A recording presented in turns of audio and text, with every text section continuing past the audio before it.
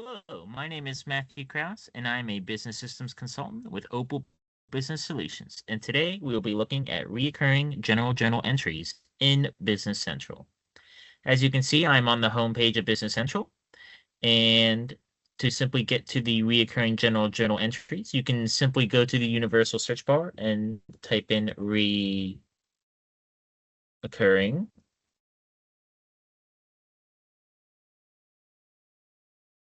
or general recurring general journals. All right. Now that we're at the recurring general journals page, you can see that it looks very similar to the typical general journals page with a few key differences. The first thing is that there is an option for a reoccurring method, and we'll go over the differences between some of these. The first one, F for fixed, is when you have this set, the reoccurring general journal will have the same amount every time that you go in and check this recurring general journal. The purpose of our reoccurring general journals is to have them reoccur on a frequency basis that we decide, such as weekly, monthly, daily, quarterly. And every time you go in to look at that transaction and all the saved information that is there, the amount will also remain the same if you have it set to the F fixed recurring method. The next one is V for variable. As you might imagine, it's very similar, except it's the amount is now going to be different.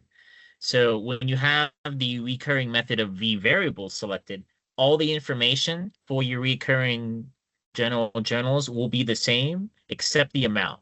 After you post your recurring general journal and you go back into it, say a week later, all your information will be there except for the amount, which would have zeroed out due to being set to the V variable setting for that recurring method. So then all you need to do is then put in the amounts for that week or month or quarter, and then you can post it and then just kind of do it again the next time you have that recurring frequency.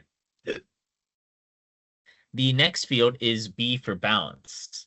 Now the balance, what this kind of means is, let's say you have a big expense that you then split up and allocate to many smaller expense accounts on a monthly basis.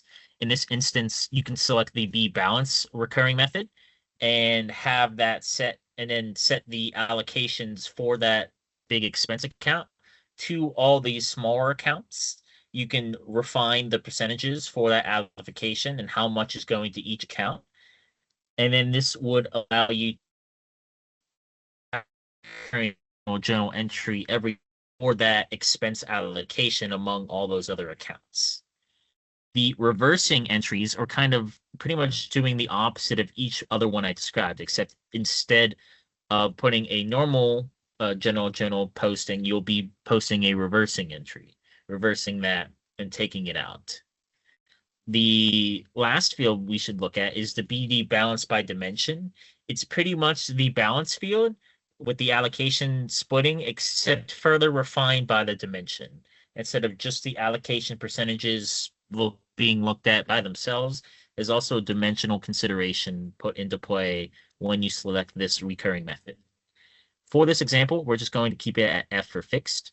And then I'm going to set a recurring frequency for 1 week, 1W. And you can have this set to many different frequencies, either 1M for 1 month, 1M plus CM, which is 1 month after the current month. You could have it at 1D for 1 day, every day. Depending on what your frequency and what you need is, there are many different codes you can put into here. And this is easily looked up as well. So continuing our example, we'll put a payment document type. We'll put in a document number of testing 1A. Let's put in a account. For this example, we're going to be spending some cash to pay other expenses. So let's keep this at 1A, 1 week. Our account Go all the way to the expenses.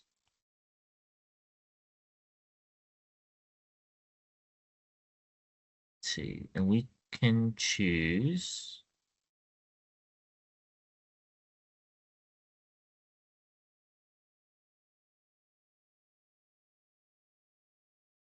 insurances, other rental expenses. Perfect. And then now, so we'll be paying cash, so minus 150. And we're going to be debiting our expense account. All right. And now we scroll over here a little bit more. You can see also there are, similar to other general journals, there are various posting types, posting groups that you can also assign to your general journal lines as needed.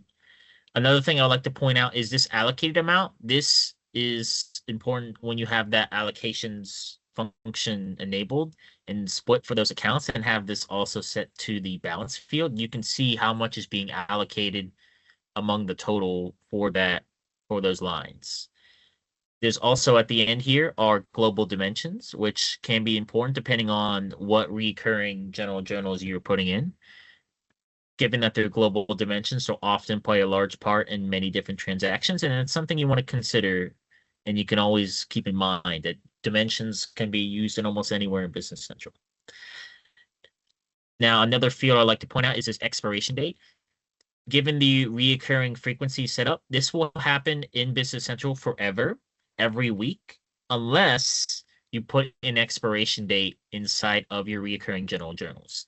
That could be from a year from now, a month from now, 2 years from now, or if you have no expiration date, it'll just reoccur forever until you manually delete it or put in an expiration date. So I think for this example, we're just going to leave it blank for this example, but it's since we're having this on a reoccurring frequency of a week, we could always check back next week and see if this is something we'd still would like set up as a recurring general journal. So now I'm going to go post, preview posting. We can see that there are 2 entries.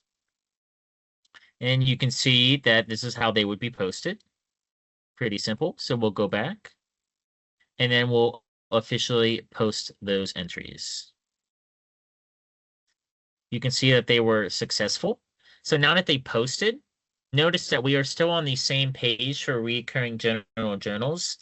However, the posting date has changed from a week from now. So it was 5/13/2024. Now it is 5/20/2024. And because I set it to fixed, the amounts are also here as well. If I had set this to variable, the date would have changed, the information would have stayed the same, but the amounts would have been disappeared. So that's something to keep in mind and make sure you understand. There's a lot of different functions that you can use here, and using reoccurring general journals allows you to smooth out your processes a lot easier and allow you to function more efficiently. I thank you for watching, and I hope to see you soon.